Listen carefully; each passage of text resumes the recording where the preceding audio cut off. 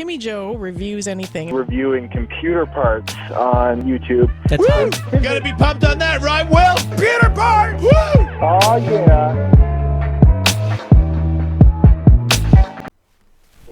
Hi there, my name's Timmy Joe, making videos about computers on the internet for you, Steve. That's right. We're here, FX 9590, because, you know, it's 2014 and I bleed red. Forget Intel. I need the best AMD CPU, even if they just keep putting new numbers on a CPU that's existed for a long time and the performance is not getting any better. Boom!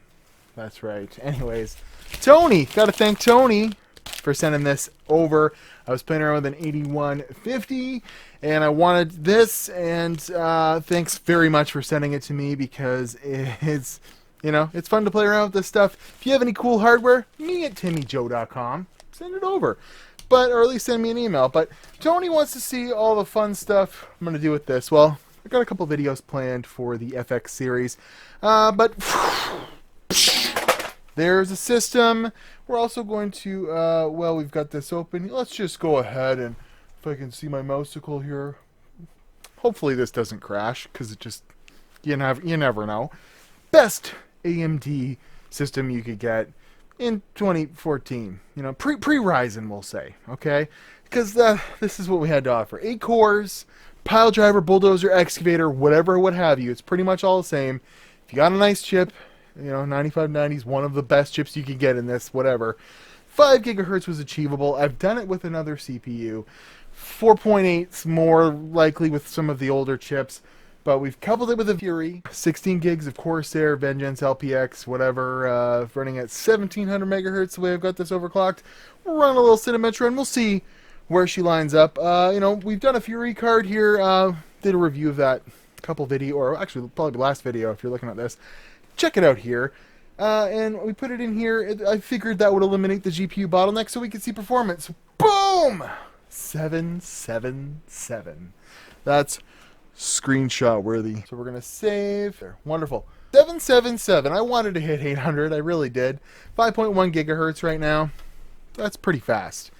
But it's sort of pretty much unattainable.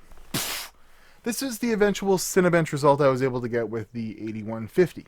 Okay, 711. So, you know, that was the first generation of the CPU.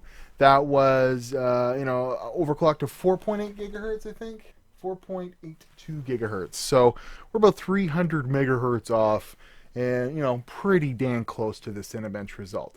Now, I'm wondering, all my computers are updated with the Spectre stuff or whatever, the Windows updates that have been happening. Just been letting them happen. This is a result. Boom. I got 800 with an 8350. Like, I did this video where I put an 8350 in a freezer. Check that out here. But I was actually able to hit at 5.17 gigahertz.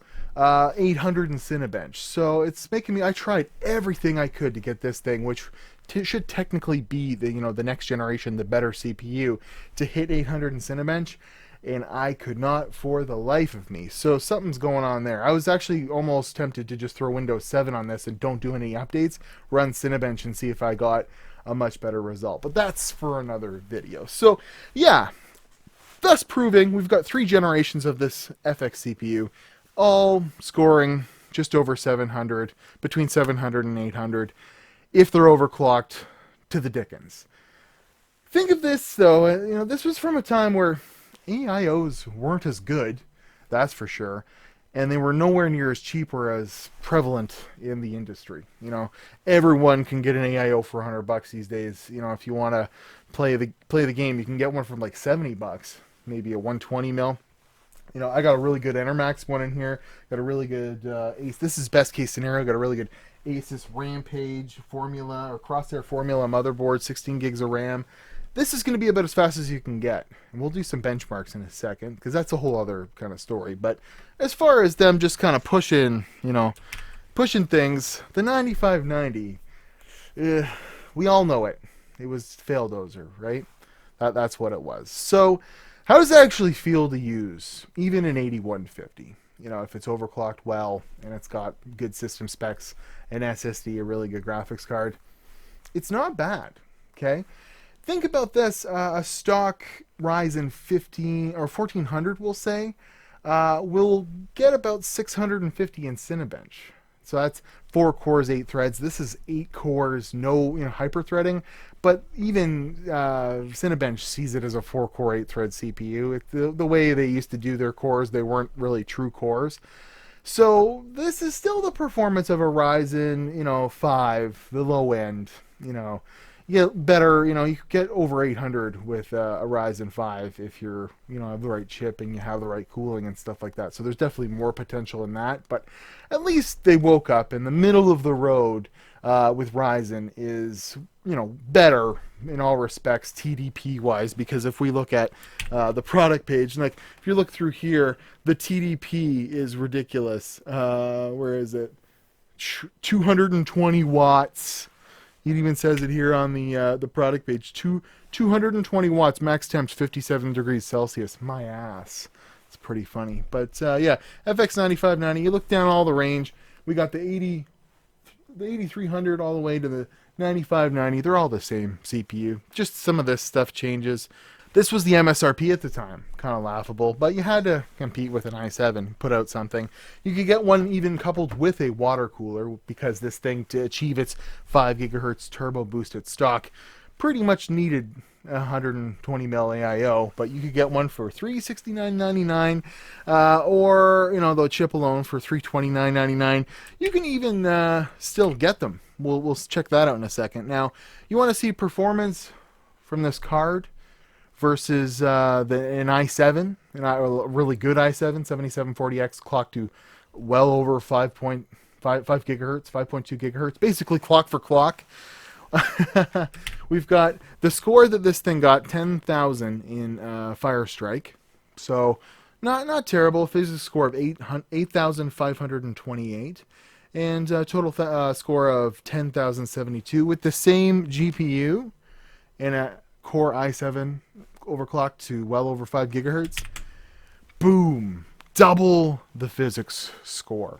And that's with the same amount of threads. So definitely behind, scoring over 15,000 in Firestrike. So yeah, the performance is definitely halved compared to even a 4000 series i7, Skylake, or, but even before that, Broadwell and stuff like that.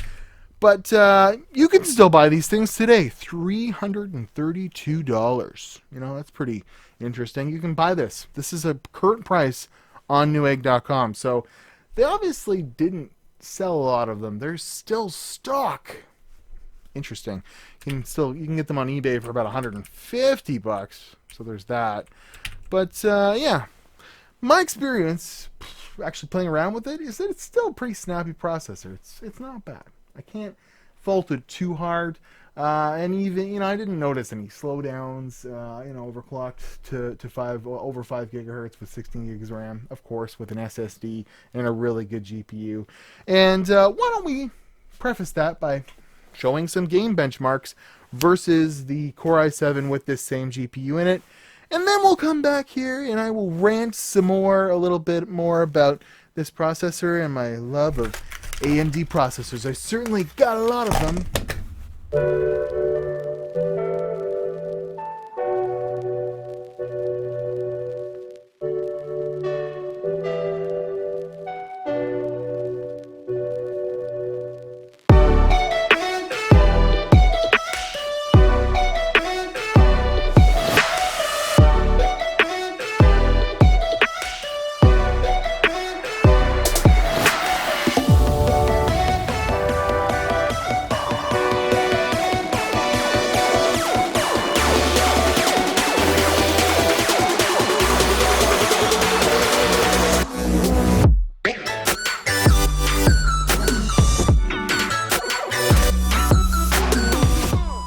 Nothing's faster than a Duron 7. We've come a long way since 1998, 1999.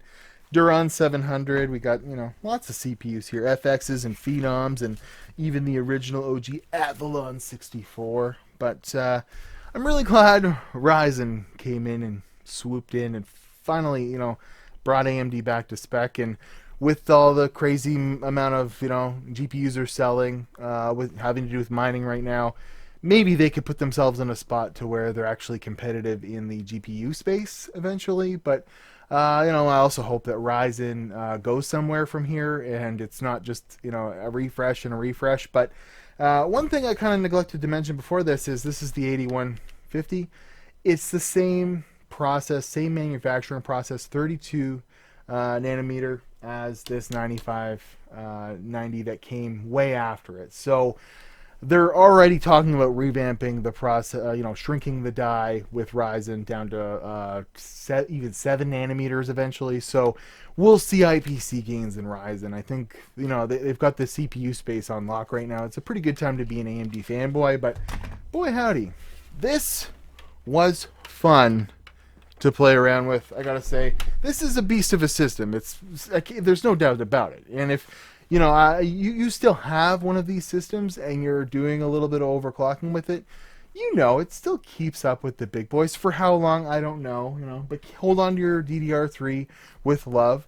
As we saw in the gaming benchmarks, it actually did a pretty decent job, you know. For the most part, it kept the frame rate pretty close to that of the Core i7 at 1080p. So as long as you're not expecting to 1440p game, or, you know, put a 1080 Ti on an FX series, you know, chipset, that's, you know, you're probably going to be all right with, I'd say, a 1060 RX 580 Fury. You know, 1070 would be probably too much for this CPU.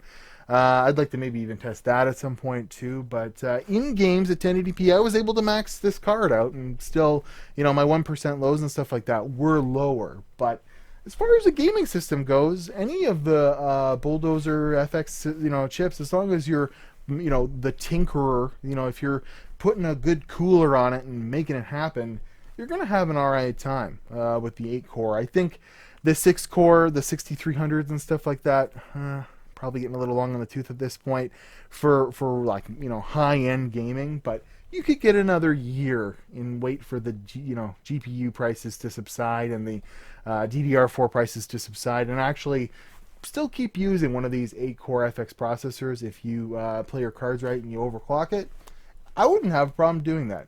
Video editing, content creation, that's a whole other beast. I'm at Watch Timmy Joe, Instagram and Twitter. I hope you appreciated this little run through, this little history lesson on AMD processors. You know, I'm done. We've been talking too much. It's late at night. I gotta work tomorrow. I thank you guys for watching my videos. You know, getting 10,000 views on a video in a couple of days.